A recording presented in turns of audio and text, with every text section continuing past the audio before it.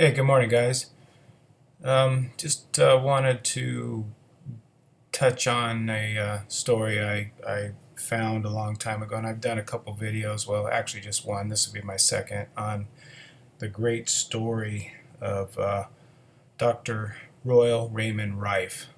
Um, you're looking at an image of him, and one of his great discoveries or instruments that he invented was the microscope that you're seeing alongside of him.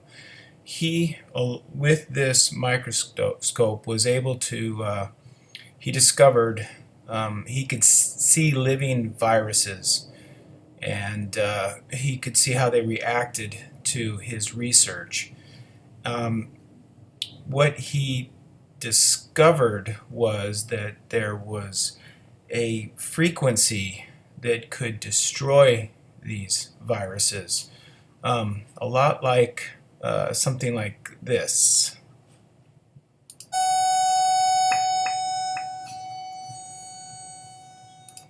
That's the same principle.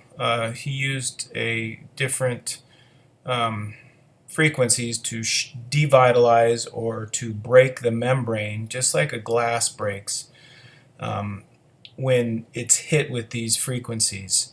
Uh, he figured out that each one of these viruses had its own frequency, so he could tune it to destroy the virus. Well, he also discovered that, believe it or not, cancer is caused by a virus.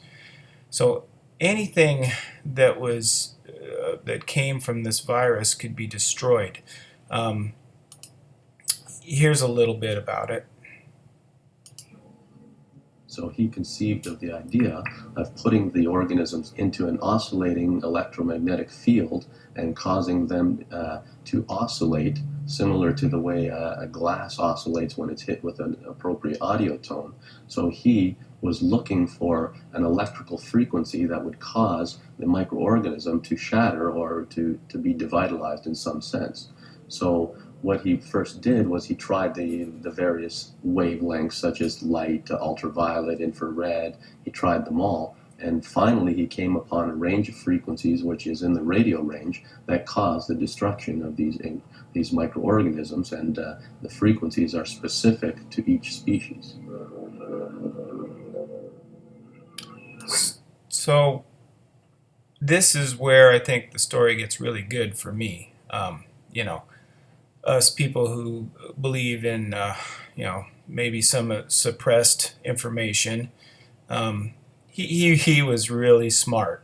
He understood that the powers to be would maybe in the future, or even in his day, which it did turn out to be true, that they did try to suppress this. And so he left a trail of breadcrumbs for us to follow. And it's there, people. The trail starts here. He got some very powerful places and people together to do his test trials. One of them being the University of Southern California. It's all documented there, people. All we have to do is go look.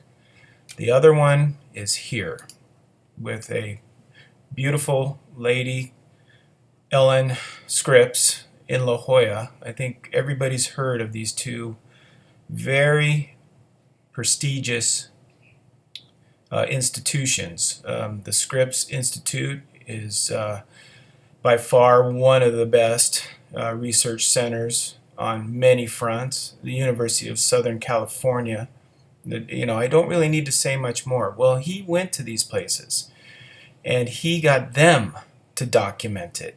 So I'm going to show you a little bit about that story.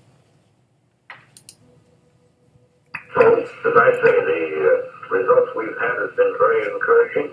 We had a clinic in 34 in La Jolla. Dr. Novak Johnson, a friend of mine, that worked in Los Angeles. Well, he was one of the big brands of the Pacific Mutual Life Insurance Company, a millionaire. Incidentally, he was a medical politician, and he had a big whip. He could kind of show these boys shape a little bit. So we had this clinic.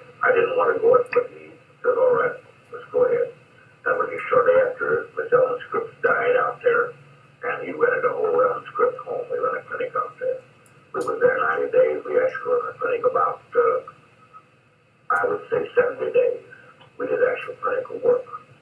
And first I told him I wanted it done in legitimate order. And I said, I want you to surround on this committee with a group of 6 of the biggest men you can pick in the United States. I said, you're a politician enough, you can do that. Which he did. He got Fisher of New York, he got William Morrison, he got George Dodson, Pasadena, and so on. Yes.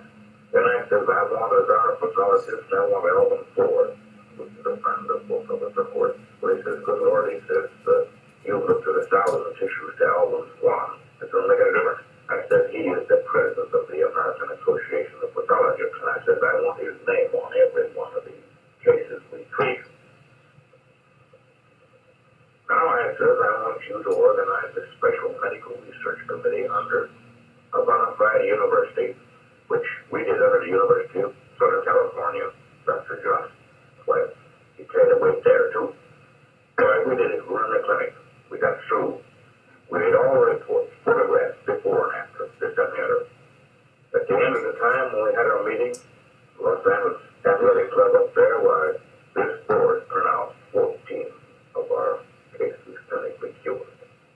14 of the 16 patients were successfully treated in the first 70 days, and the remaining 2 were pronounced cured by Dr. James Couch after 3 more weeks treatment with Rife's beam ray. Dr. Couch describes his impressions. When I was told about this Dr. Rife and how he had a machine out at the Scripps Institute, I went out to see about it and became very much interested in seeing the cases which he had. And the thing that brought me into it more quickly than anything was a man who had a cancer in the stomach. This was a man who staggered into a table just on the vast end of cancer. He was a bag of bones. And as he lay on the bed, Dr. Rife, Dr. Milbank Johnson said, just feel that man's stomach, doctor. So I put my hand on his stomach, which was one solid, hard mass, about just what I could cover with my hand. And it was absolutely solid. And I thought, well, nothing can be done for that. However, they gave him a treatment of the Rife frequencies, and in the course of time, to my astonishment, he completely recovered.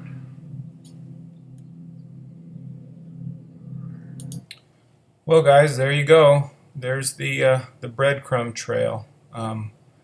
So when people want to tell you we don't have cures and stuff like that, or things haven't been, suppressed, this is the smoking gun. It's in their world.